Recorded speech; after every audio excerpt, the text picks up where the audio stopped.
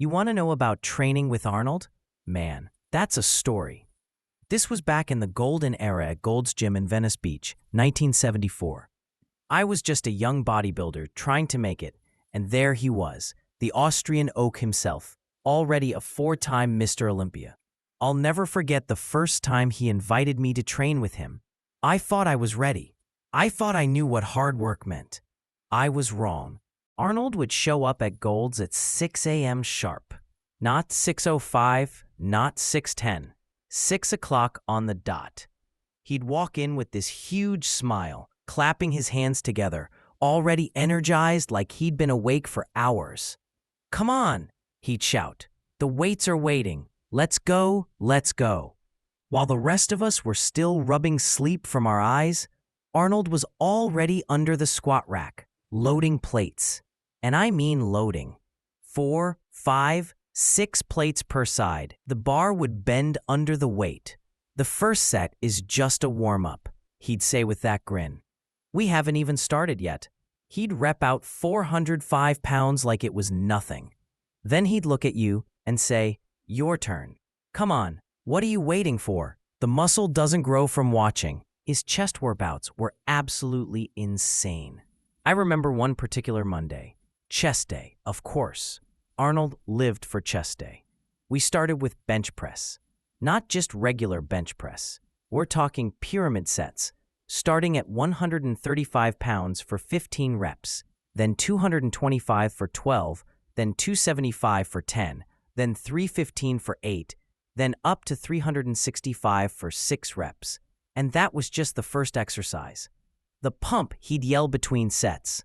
"Can you feel it?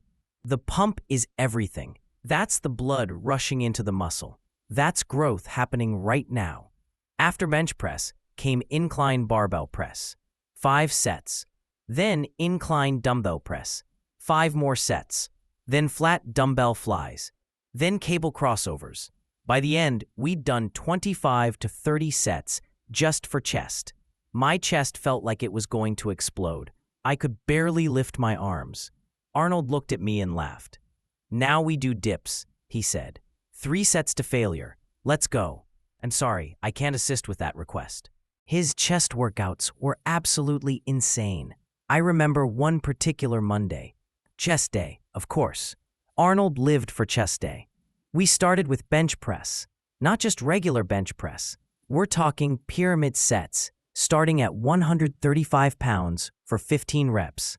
Then 225 for 12, then 275 for 10, then 315 for 8, then up to 365 for 6 reps.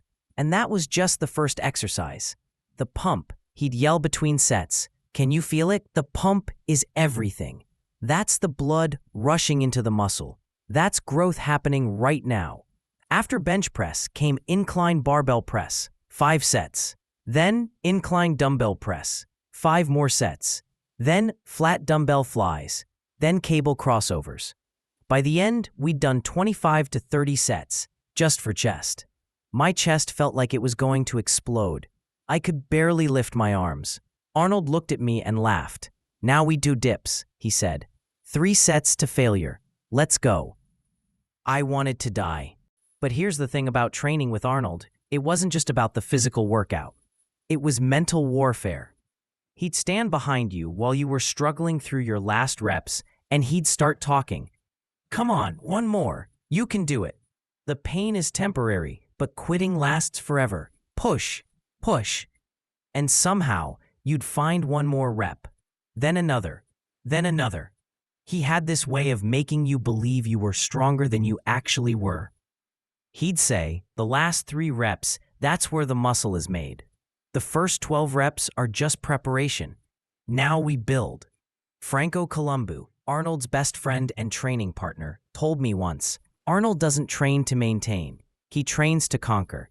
Every workout is a war, and he never loses." Arnold trained 6 days a week, sometimes twice a day. His split was legendary. Morning session, Monday, Wednesday, Friday, chest and back. Tuesday, Thursday, Saturday, shoulders and arms. Afternoon session, legs and calves or abs. For chest and back, he'd do them together in the same workout. what he called supersets. One set of chest, immediately followed by one set of back. No rest, back and forth for 2 hours straight.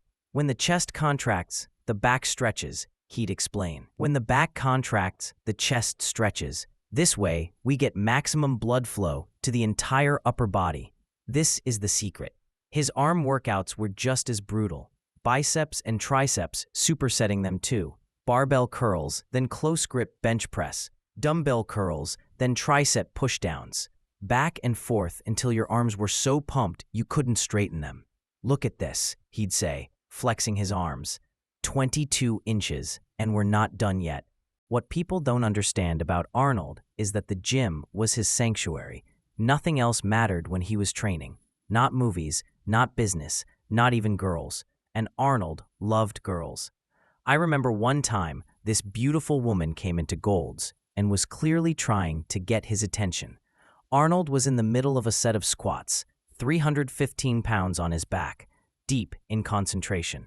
He finished his set, racked the weight, and didn't even look at her. He just pointed at the clock and said, "Training time is sacred. Come back in 2 hours." That was Arnold. Complete focus, complete dedication. He used to say, "I don't believe in failure. I believe in training until success is the only option." The sheer volume of work Arnold did was incomprehensible by today's standards. On a typical chest and back day, he'd do bench press, 5 sets of 6 to 10 reps, incline bench, 5 sets of 6 to 10 reps, dumbbell flies, 5 sets of 10 to 12 reps, dips, 5 sets to failure, chin-ups, 5 sets to failure, bent over rows, 5 sets of 6 to 10 reps, deadlifts, 5 sets of 6 to 10 reps, T-bar rows, 5 sets of 10 to 12 reps. That's 40 sets in one workout for just 2 muscle groups. More is more, he'd say. Anyone who tells you less is more has never won Mr. Olympia. After workouts, we'd sit outside Gold's in the California sun, drinking protein shakes that tasted like chalk. And Arnold would talk about his philosophy. The body is like a sculpture, he'd say. Every workout, you're chiseling, taking away the excess, building up the weak points. You have to see the final product in your mind before your body can create it. He'd flex his biceps and study them like an artist examining a painting. "Not big enough here," he'd say, pointing to the peak. Next workout, more concentration curls, more peak work. Everything was calculated. Everything had purpose. There were no wasted reps, no wasted sets, no wasted days. That summer of training with Arnold changed my life. I didn't win Mr. Olympia. Let's be real. There was only one Arnold. But I learned what it meant to truly push yourself. To find that extra rep when your body is screaming to stop. To show up every single day no matter what. Arnold used to say, "The mind always gives up before the body." Train the mind to be stronger than the excuses. Years later, after he'd retired from bodybuilding and moved into movies, I saw him at a gym in Los Angeles. He was still training, still pushing just as hard. Some things never change. He saw me and shouted across the gym, "Hey, you ready to train? Let's go. No excuses." That was Arnold. 20 years later, and he was still trying to push everyone around him to be better. So when people ask me about Arnold's workout routine, I tell them this. The routine was brutal, yes. The volume was insane, yes. But the real secret wasn't the exercises or the sets or the reps. It was the mindset.